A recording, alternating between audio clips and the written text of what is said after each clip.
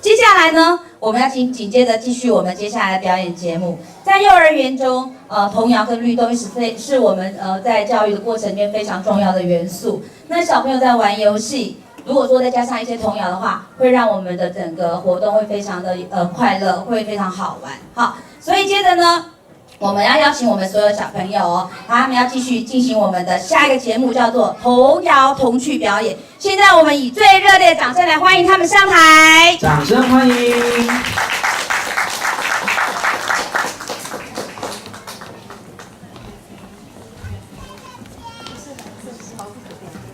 在那里的点点，白色点点，白色点点。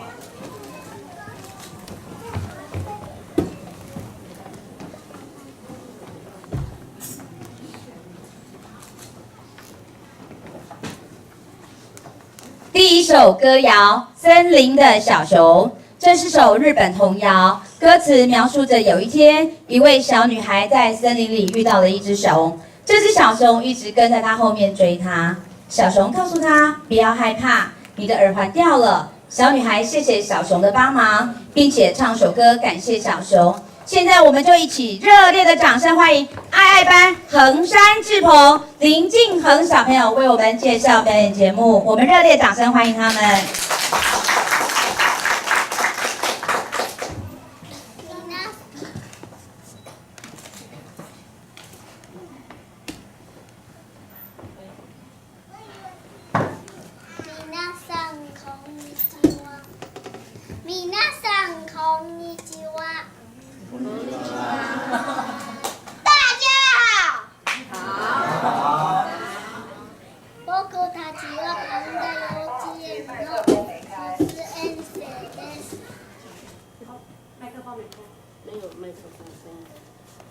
我们是猫熊幼儿园的毕业生。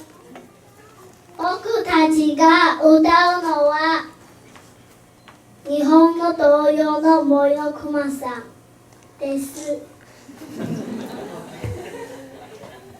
我们要唱一首日本儿歌《森林的小熊》。掌声鼓励欢迎他们。